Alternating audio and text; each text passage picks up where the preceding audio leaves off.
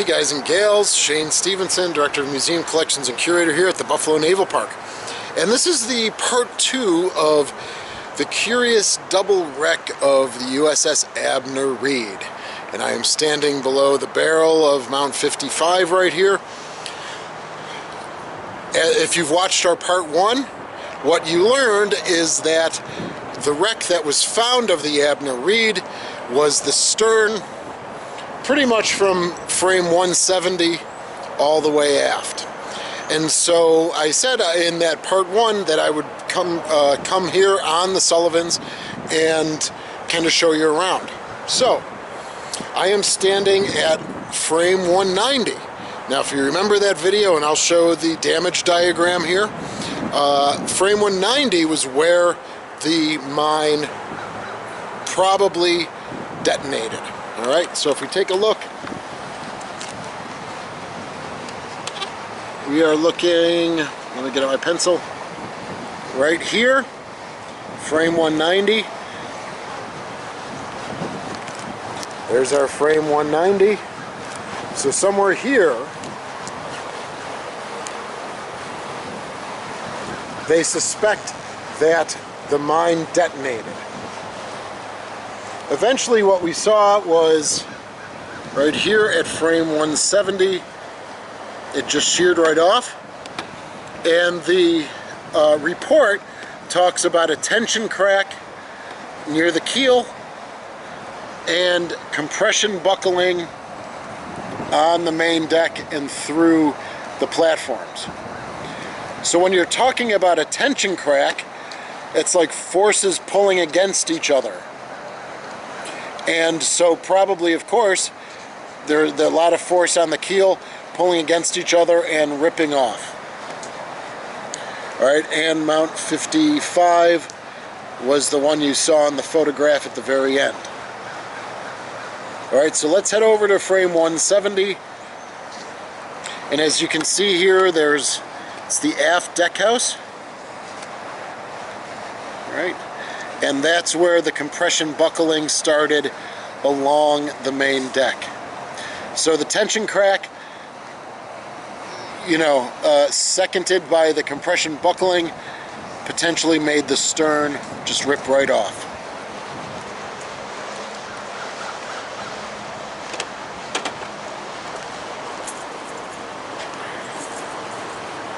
Don't mind me, so this was the ladder that was attached to that platform that went into the water during our blizzard.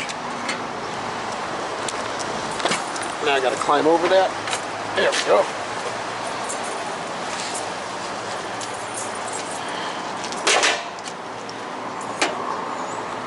Alright, so as you can see, here's the aft deck house, splits right there, and if you look at the overhead, you might be able to see the door right here and the door right here.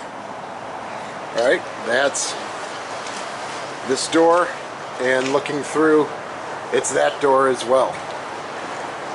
So right around here, probably maybe right here, this is the seam where the Abner Read cracked, and everything aft. Depth charge racks, 20 millimeters, all fell those, 280 feet? Alright. Not fell, but sank the 280 feet. Now we're going to go below deck. And so what we're going to be here is on the first platform. So we're going to take a look at these spaces right here. No need to worry about. I might walk through here real quick, but nothing can be accounted for there. So we're going to head down the forward double ladder into these spaces, maybe the aft double ladder, which will lead here.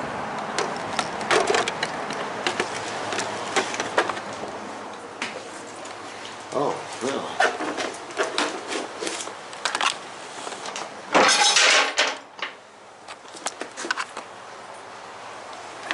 Let's go do that.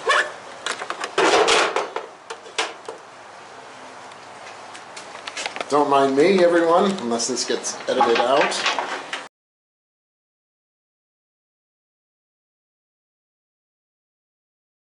It's also mentioned in the report that the hoist does remain with the ship. And so here's a handling room. So we're thinking that something... where? Oh, you know what? Scratch that. No, this isn't it. It would be up on the main deck. Okay, forget it. So here's the deck house up there. Frame 170 would be somewhere around here. And everything after that broke off. So for our ship, it was S Division, right here, Supply Division. All right, and then Second Division, Berthing. Okay, we have everything dogged. That's good.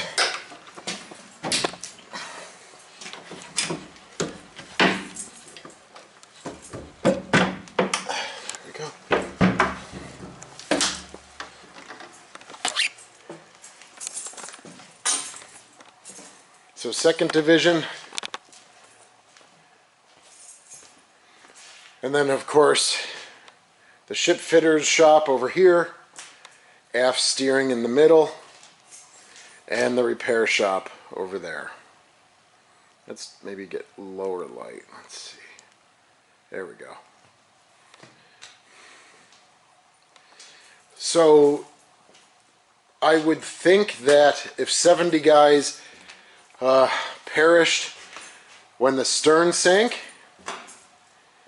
they might have been back here in the berthing sections. So, bless those sailors, of course. And if I'm not mistaken, I think it was 1:50 in the morning. So yeah, there would have been some crew sleeping. Okay, so now we are in the area that's listed on the damage drawing of crew's berthing. And if you just remember a few minutes ago, I mentioned about the hoist. So that stayed with the ship and kind of was a proboscis and coming out from the rest of the ship that sheared away. It's got to be this one actually now, yep. So this hoist went through to the second platform when all of that area at frame 170 came off. This still protruded from the ship. So we are in now, if we go back to the drawing. So we've just come down the ladder, sorry everyone for the logistics.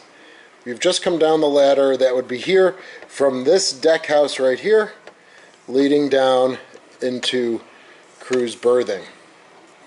Now again, this was machinist mates and boiler mates. Right forward through here is our machine shop, which is the doorway right there. And down below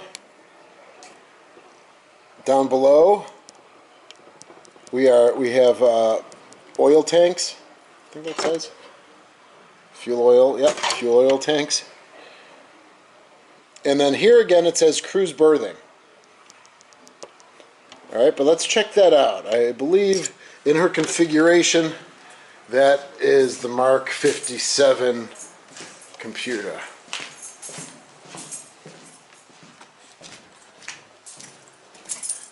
Yep, Mark 57 gun director. So in original configuration, she was extra cruise berthing, and here it's the Mark 57 computer. Alright, this obviously got a lot of oil on it, and each component, you slide out the doors, and then there's just electronics everywhere, so they did do a pretty good job of cleaning this. And we appreciate it because it was very detailed work to slide out each drawer and then to clean each unit. So they say from eyewitnesses that this space had a couple inches in it from the crew vacating. All right, so they had some progressive flooding, free association, progressive flooding, probably over here. All right, and they said it was filled a few inches. So if we head back this way,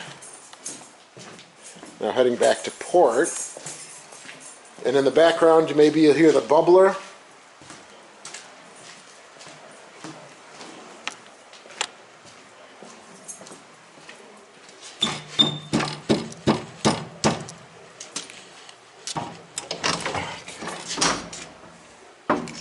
And here we have the machine shop. Now this, they said, was filled about 3 feet. 3.5 feet of water was filled here.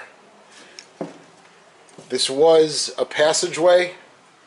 All right, so again, progressive flooding either from this space to there. We have the fuel oil tanks, the deck hatch. And there was flooding on the interior of the ship. And, of course, product release as well.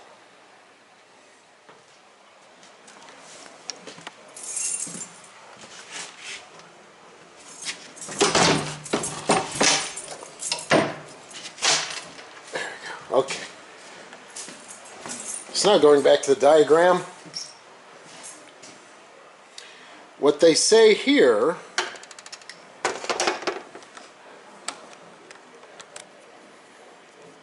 is, again, my glasses, something to waterline.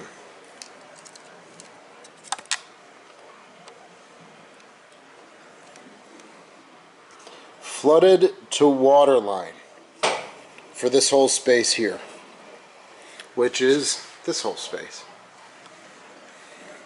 Now if we go up here, the red line, oh, and there's that hoist that remained. You go up here, we're looking at water after damage. The water line's right here, you know, probably 4 feet below the main deck. So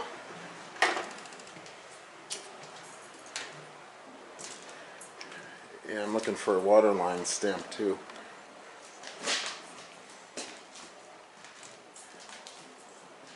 So we are probably looking at a water level filled probably to about here, this longitudinal frame. So this may have been 4 feet of water here in this space as well. Now after frame 170, this shears away. There are breaks in the transverse bulkheads as well, which allowed for the free association back and forth of the outside water just in the ocean and into this space here.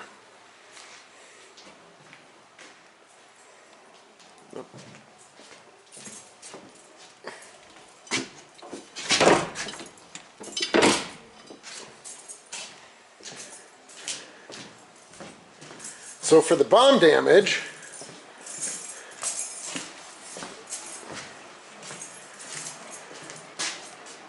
again, tension crack at the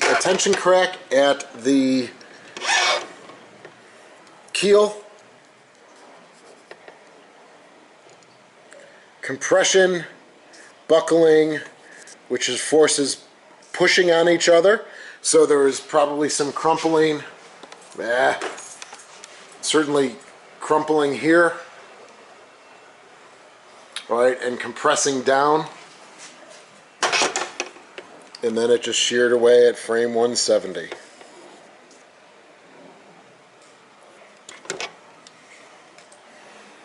All right, all of these are sealed up down here, so we won't get to those.